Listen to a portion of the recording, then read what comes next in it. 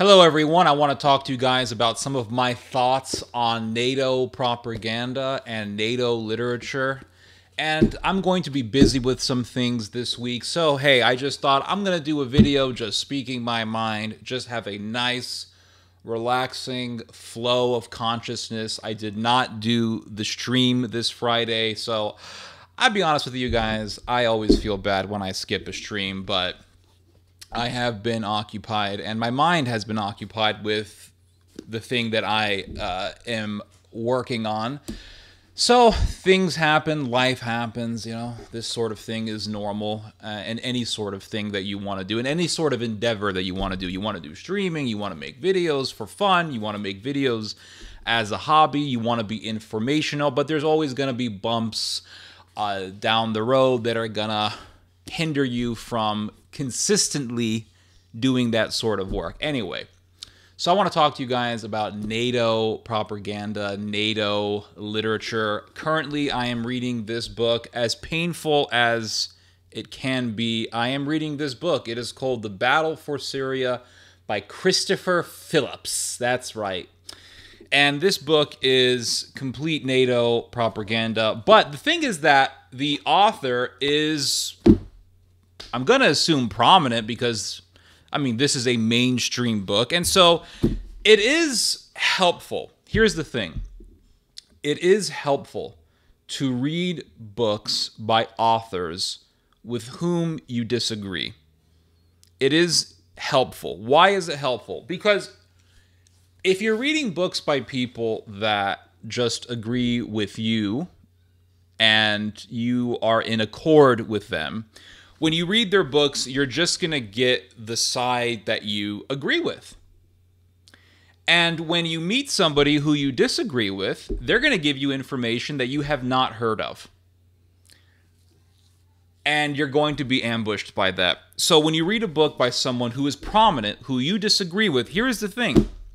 Because they're prominent, even though they disagree with you, they are going to have to, or I'm going to be more conservative with my language here, they're going to tend to present facts that contradict their bias. So they have a bias, right? In regards to this guy, he has a bias that is in favor of the NATO narrative when it comes to Syria. Bashar al-Assad was this evil tyrant, or he's still alive, so he is this evil tyrant, and the anti-Assad movement was very, very peaceful in the beginning, and it was all just peaceful, and the regime, you know, Bashar al-Assad was this evil tyrant. The Assad regime was tyrannical and despotic. And so he subscribes to this narrative.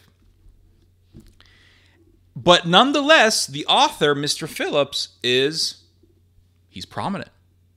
And so he's not going to just give you a whole bunch of garbage. He's not going to cover up the entire truth. He's going to have to give you facts.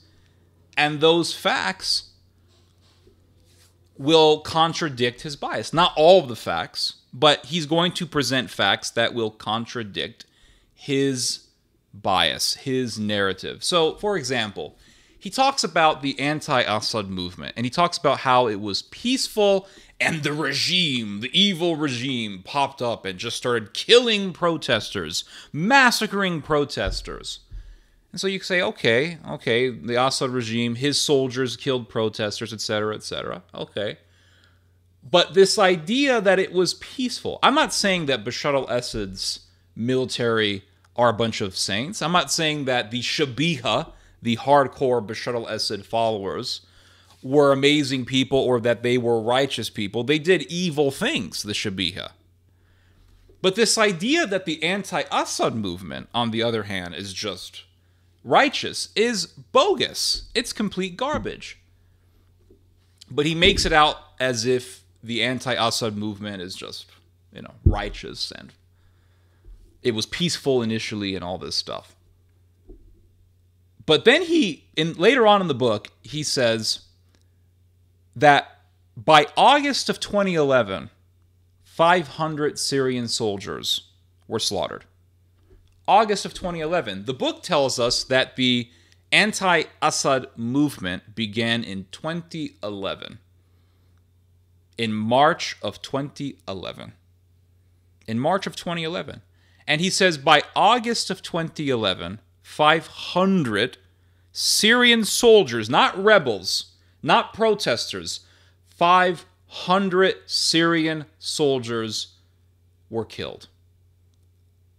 So in a matter of months, hundreds of Syrian soldiers were killed by the anti-Assad movement. How in the hell was this a peaceful movement? And I'm reading the book and I'm taking down notes and I'm seeing the contradictions.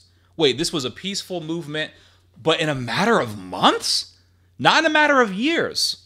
In a matter of months, hundreds of Syrian soldiers were killed. And then he tells us that rebels would ambush checkpoints and just butcher Syrian soldiers and run away. As if, what, is this a good thing? What do you expect the Syrian government to do? Of course, they're going to kill rebels. Rebels are going to die. Rebels are going to be killed. They're going to be met with bullets. What do you expect the Syrian military to give these rebels? Flowers? Some baklava? Some nice Middle Eastern sweets? How about some Middle Eastern black tea? Because we all know how much Middle Eastern people just love black tea. No, they're going to meet you with bullets. This is one of my issues with the pro-Palestine movement. They'll say, oh, Israel's so evil. Yes, Israel is an evil country. Don't get me wrong. I'm not pro-Israel. But at the same time, if you're going to be doing a massacre in Israel, what do you expect? Let's be real here. I understand that Israel is trigger happy. I understand that Israel will indiscriminately bomb areas of Gaza. I understand that they have this AI program called Lavender, and that they will make this big, that they add information into this AI system where the AI system can find certain addresses, and then they will destroy the homes at those addresses. And I understand that when they don't have any targets for Lavender, they will actually widen the criteria for who is a terrorist so that Lavender can just make more targets, because the people who are in charge of this whole operation, they want to bomb as many targets as possible. And so when Lavender has no targets, they widen the criteria. I understand all these things. I understand Israel has done war crimes. I understand that the settler movement in Israel is evil and racist. I understand that there are a lot of people in Israel who are very, very anti-Christian, and that they are Jewish fanatics. But if you're going to do a massacre, you have to expect violence to be returned. So it's very amazing. It's just amazing to me. The people who are in the side of NATO, they will bash Bashar al-Assad for fighting terrorists, but they'll praise Israel for fighting terrorists. It is selective outrage. And the book even talks about this. You see, this is why it's important to read books by authors who you disagree with. Because yes, you disagree with them. Yes, they may subscribe to a particular narrative that you don't subscribe to. But if the author is prominent, he is going to tend to present facts. He can't cover the whole truth. He's going to present facts that contradict his narrative, or contradict the NATO narrative. It's going to contradict a particular narrative. But there is selective outrage. So for example, Saudi Arabia, Qatar, these Arab Gulf countries, you know, they call it the Arab Gulf. They might as well just call it the Arab Golf Course, because they're just being filled with golf courses. The Arabs are now getting into golf because they want to boost up their image. They're getting into fighting too. The last big fight that happened last night between Tyson Fury and some Ukrainian guy. I was watching it live. It was an amazing fight. This Ukrainian guy who's smaller and older than Tyson Fury actually beat Tyson Fury. So, yeah, Devontae Wilder is bigger than this Ukrainian guy. And Devontae Wilder managed to knock Tyson Fury down Tyson Fury managed to get up and knock out Deontay Wilder. So Tyson Fury is a very, very dangerous fighter. And this Ukrainian guy, who is smaller and older than Tyson Fury, managed to knock Tyson Fury out. I mean, it was... There was a technical knockout in the latter part of the fight, but the fight went through all the rounds. But in the latter part of the fight, the Ukrainian guy managed to just do a technical knockout on this guy. But that fight happened in Saudi Arabia. So the Arabs are getting into professional sports, golf, boxing, and I think they're getting into MMA now. They're trying to boost up their image, but they call it the Arab Gulf. They might as well just call it the Arab Gulf Course, whatever. But the Arabs, they were expressing their outrage against Bashar al-Assad. Stop killing civilians, Bashar.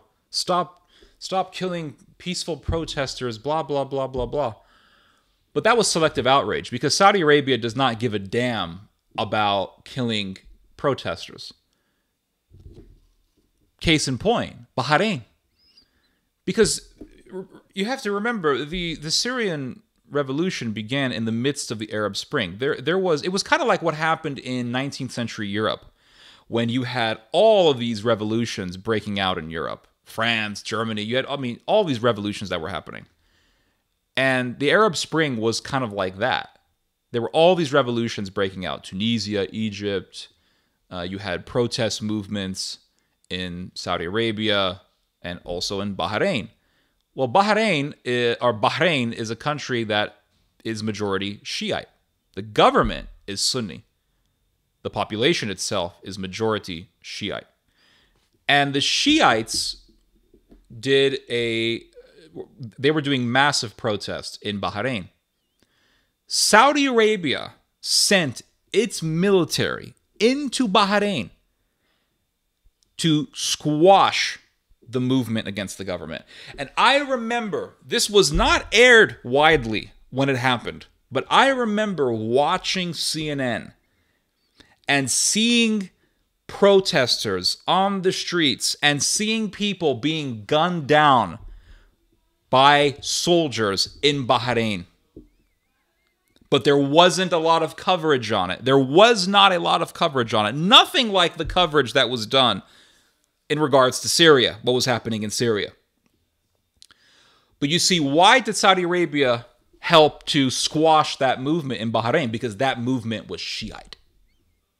So Saudi Arabia did not want the Arab Spring in its own backyard. Saudi Arabia and Qatar, these countries, Bahrain, they did not want the Arab Spring to be in the Gulf, because they did not want a conflagration of violence to break out in their countries, understandably so. But when it came to Syria, they supported the movement. Interestingly enough, when the Arab Spring struck Egypt against Mubarak, Saudi Arabia was against that as well. Probably because, well, Mubarak was Sunni. But when it came to Bashar al-Assad, they wanted the revolution to happen. So people will say, oh, this evil regime is killing protesters. Saudi Arabia didn't give a damn. Saudi Arabia squashed protesters in Bahrain, but they supported the protesters in Syria. So when Saudi Arabia was talking about how outraged it was against Bashar al-Assad, that was selective outrage. It was completely political. Because Turkey, Saudi Arabia, Qatar, these countries are vultures. And when they saw Syria going through a revolution, and really a civil war, they saw the conflict as an opportunity, as a gateway by which to expand their own geopolitical leverage. I'll give you guys an example. Qatar talked about, and the book talks about this. Qatar talked about how it wanted Bashar al-Assad to implement reforms, right? Just do reforms. Bashar, do reforms. Reform your government. Well, Bashar al-Assad was trying to do reforms. Bashar al-Assad even said that he was going to reform the constitution and allow for other parties that were not aligned to the Ba'athist Party to participate in politics. There definitely was an alternative other than massive violence. But the movement against Bashar al-Assad was, to a great extent, extremely violent. I understand that they were people who were peaceful, who didn't want violence, they wanted reforms. I understand that. I'm not saying they were all killers. But the movement, by and large, was violent. And that was the problem. But Qatar said, oh, Bashar, just do reforms. And so Qatar proposed a plan for reforms to Bashar al-Assad. And the Assad regime rejected the reforms. And so Qatar said, you see, we presented them reforms and they rejected. They can't say the J for some reason. They rejected the reforms. Well, what was the reforms that Qatar proposed to the Syrians? The reforms was simply changing the government to where power would be shared between Bashar al-Assad and the Muslim Brotherhood. So if Bashar al-Assad did the reforms that Qatar proposed, that means that what would have happened was the Syrian government would have been ruled by the Assad regime and the Muslim Brotherhood at the same time. The Muslim Brotherhood is a terrorist organization. Why in the hell would any government agree to share its power, to share its government with a terrorist organization? A terrorist organization as major as the Muslim Brotherhood, which has a very, very long history with the CIA. The CIA has worked with the Muslim Brotherhood. The Muslim Brotherhood has been a proxy of the CIA, and you can go all the way back, you can go decades into history, and you will see the Muslim Brotherhood working with the CIA. So Qatar goes to Syria and says, oh, just do some reforms. Yeah, share your government with a terrorist organization that has been a known CIA proxy for decades. Of course, Syria was going to reject the reforms, and I'm pretty certain that Qatar knew this. They gave them a proposal that they knew Syria was going to reject. It reminds me of what Austria did to Serbia before invading Serbia and really before commencing the beginning of World War I. After the assassination of the Archduke, Franz Ferdinand, Austria gave Serbia a plan to follow. And if Serbia rejected the plan, then Austria was going to invade, and it did invade. But they gave Serbia a plan that they knew that the Serbs were going to reject, because basically the plan was that Serbia would lose its sovereignty to the Austrians. That was it. So lose your sovereignty and we won't invade you. Well, of course the Serbs were going to reject it. They knew that the Serbs would reject the plan. Churchill knew that the Serbs were going to reject the plan, but that was the plan. The plan was to give the Serbs a plan that they knew that they would reject, so that the Austrians would have the excuse, the pretext to invade Serbia. And that's what the Austrians did. And the Austrians invaded Serbia, and they butchered the Serbs, and they devastated Serbia. And there was a horrendous policy of extermination that was done on the Serbian people. It was horrendous. But Qatar proposed reforms to the Syrians that they knew that they knew the Syrians would reject. And the Turks did the same thing. The Turks said, oh, we're going to give you some reforms. Do these reforms, Mr. Bashar al-Assad. And the reforms that the Turks wanted the Syrians to do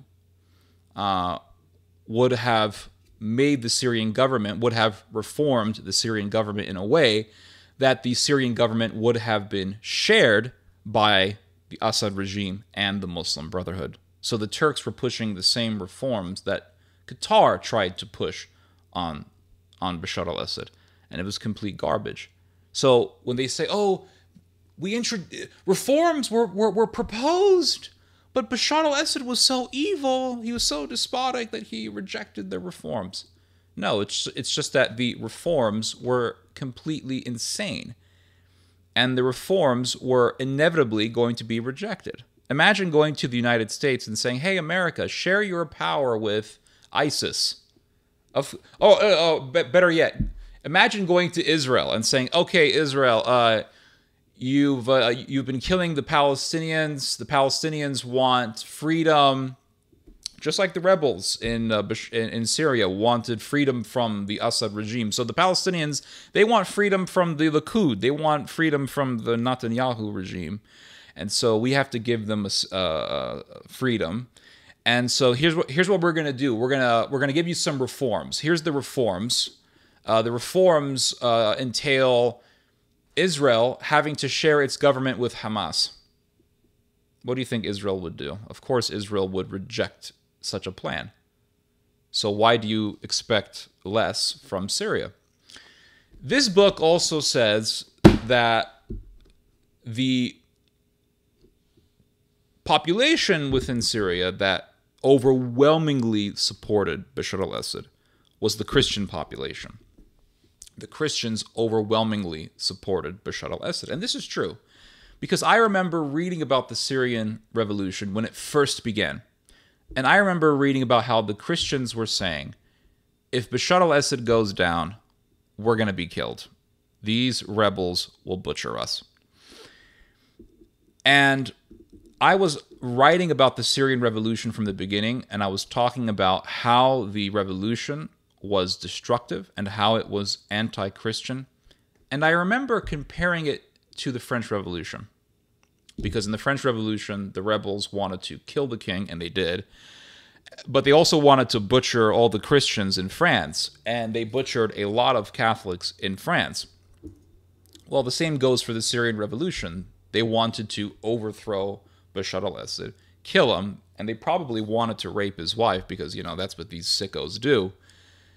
And they also wanted to butcher the Christians. They wanted to butcher the Christians, and they wanted to impose Sharia law on the Christian population because they consider Christians to be idolaters. They consider Christians to be pagans because Christians worship the Holy Trinity. They worship Jesus Christ. And Islam is very much like extremist Judaism. It's very much like Judaism, Talmudic Judaism, because the Jews say the same thing about the Christians. They say that the Christians are all idolaters. You're idolaters because you believe in the Trinity. I remember years ago reading about how these right-wing extremist Jews burned down this very famous church in Israel. It's the Church of the Fish and the Loaves. It's a church that's dedicated to the miracle that Christ did, in which he multiplied the loaves of bread and the fishes to feed the people who were listening to him. And these Jewish extremists, two Jewish extremists went into the church and they set fire to the church. And I remember they wrote on the walls of the church that you guys are a bunch of idol worshippers. And I remember there were people saying, oh, it must have been Muslims who burned down this church. And no, it was actually Jewish fanatics. Yeah. But you have these people who just want to hate on Islam all the time, and they don't want to ever have a balanced view. They just want to hate on Islam. They don't want to see the bigger picture about anything. They don't want to talk about the dangers of Jewish extremism or Hindu extremism. And so they want to blame everything on Muslims. And when it comes down, when it is revealed that Jewish people do evil things, they don't want to talk about that because they're very, very biased. And they have, like the people who hated Bashar al-Assad, they have selective outrage. But I remember reading about the anti-Christian spirit in the Syrian revolution. And I remember writing about it. And I even remember doing a little documentary about the Syrian revolution and how violent it was. And it's very funny. I remember going to El Paso, Texas back in, I want to say, it was either in late 2011 or 2012. And I remember going to this local TV station in El Paso, Texas, and presenting my documentary. And they played the documentary for the local television there in El Paso. I felt very proud of myself. I think I posted that, and I did an interview for this El Paso television station. pretty certain it's on my YouTube channel. It's one of my it's in one of my prior uploads. It's a prior upload is what I mean. But I was looking through my older posts on shoebot.com, and I found a post from 2013 that says 1,000 Christians have been killed in Syria since 2011. So this book says, and the NATO propagandist, they say, oh, the Syrian revolt, the Syrian spring, it was peaceful, but the regime was evil. Well, going back to what I said earlier, if it was so peaceful, then why was it that in a matter of months, 500 soldiers, Syrian soldiers, were killed from the beginning of the in the time? So let's just put it this way: from the time of the beginning of the revolution in March all the way into August. Within that duration of time, 500 Syrian soldiers were killed. So in a matter of months, from the beginning of the revolution, hundreds of soldiers were killed. How was this a peaceful movement? And going to this fact here about the persecution against Christians, if the anti-Assad movement was so peaceful, then why was it that from 2011, when the revolution began, all the way into 2013, 1,000 Christians were butchered? This is not a peaceful movement. This was an anti-Christian movement. An anti-Christian movement. And there's a line here from the article that I posted that says, Melkite Greek Catholic Patriarch Gregorios III recently stated that since 2011, over 1,000 Christians have been killed, and more than 40 churches and other Christian institutions, schools, orphanages, and care homes have been damaged or destroyed. Some estimate that 300,000 Christians have fled Syria. So from the beginning, from 2011 to 2013, 1,000 Christians were butchered, and hundreds of thousands of Christians fled Syria. And you know what this book says about the Christians in Syria? It says that the Christians overwhelmingly supported Bashar al-Assad. You think? Is that supposed to be shocking? And you know what the book says? The book says, this Mr. Christopher Phillips, he says that Bashar al-Assad lied to the Christians, telling them that the rebels were going to hunt them down. And he doesn't provide any evidence for this. He says, it's just one line. Oh, the regime lied to the Christians, telling them that the rebels hated them and the rebels would kill them. And that was true. That was true. But the book doesn't provide a shred of evidence when writing this. Oh, it's just one line. I'm expected to believe this guy because, oh, he's a published author and the book is professionally packaged. I'm supposed to just believe it. This is how NATO propaganda goes. It's like this. They don't go straight. They go, they don't say, here's my ear. They go, here's my ear. Here's my ear. Here's my ear. They can't just do this. They speak with forked tongues. They say one thing and then they say another. Their speech goes one direction and then it goes another direction. Oh, Bashar al-Assad was bad and the protesters, oh, they were great and the regime was evil. Oh, but by the way, in a matter of months, hundreds of Syrian soldiers were butchered and they would actually just ambush checkpoints and butcher soldiers and run away. Oh, yes. These were the peaceful people. But in a matter of just in a couple of years, 2011 to 2013, 1,000 Christians were killed. But Bashar al-Assad was lying when he said that the rebels were anti-Christian. Well, to say that that was a lie is a lie. That's a bunch of garbage. And you have people who will just blame Bashar al-Assad, right? They'll say, well, the reason why the rebels were violent is because of the regime. Well, did the regime make them anti-Christian? Did the regime make them burn churches? Did the regime make them push out hundreds of thousands of Christians from Syria? I find it amazing that any Middle Eastern country where NATO intervenes, Christians are butchered and pushed out. In Iraq, the Christians were fine under Saddam. They removed Saddam, the Christians fled Iraq. Go read about how the Christian population shrunk tremendously because of the removal of Saddam Hussein. NATO got involved in Syria. Hundreds of thousands of Christians fled Syria. Countless Christians were butchered. NATO intervened in Libya. All of a sudden, Christians were being persecuted in Libya. All of a sudden, you saw sub-Saharan Africans in cages being sold into slavery. It's just amazing. But we're supposed to believe the NATO propaganda, and we're supposed to believe that the Russians are the boogeymen. NATO's fine. NATO's righteous. Russia's evil. Russia's demonic.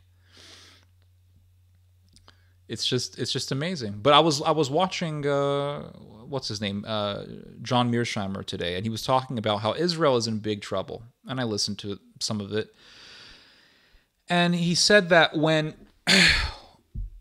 Iran hit Israel with 300 strikes, well, tried to hit Israel, most of them were intercepted.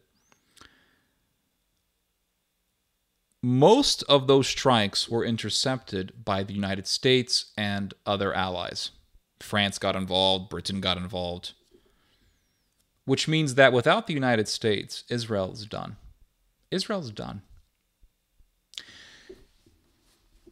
And I started thinking about this last night. You look at Israel, right? Israel's a big NATO ally. It's just a big NATO satellite in the middle of the Middle East, in the Levant, as it's called, as that region of the Middle East is called. The Arab population in Israel is about 21%, last I read. 21% of the population. There are millions of Arabs living within Israel. I'm not talking about Palestinians in the West Bank. I'm talking about Arabs who are Israeli citizens who live within Israel. They have the second highest birth rate in Israel. The people who have the highest birth rates are the religious Jews. People who follow Orthodox Judaism. They have the highest birth rate. The Arabs have the second highest birth rate. 21% of the population is pretty substantial, and their numbers grow. What happens when they're 30%? What happens when they're 40% of the population?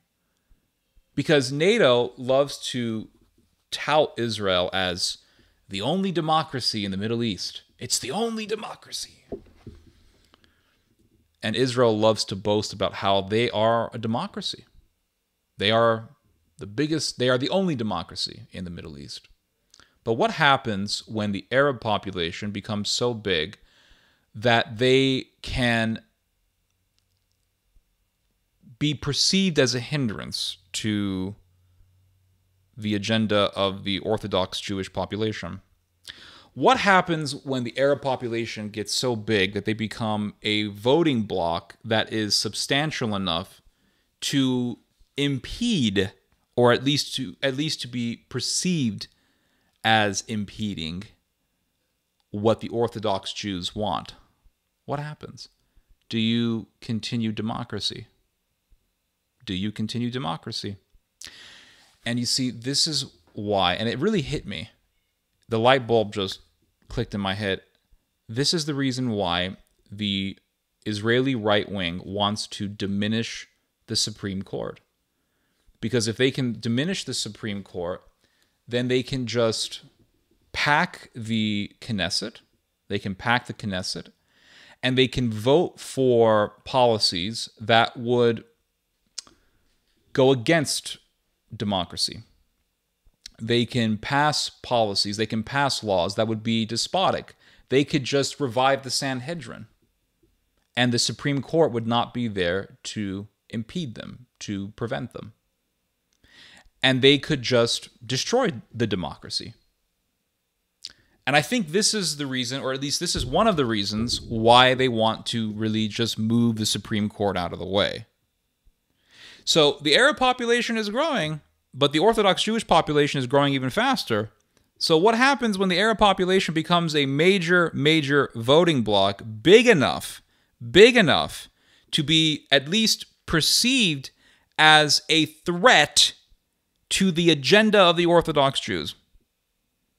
And the Orthodox Jews would not be able to fully establish their Talmudic utopia, because the Arabs would be a major voting bloc and they would have their own interests, and those interests would not be seen as helpful or would not be seen as beneficial for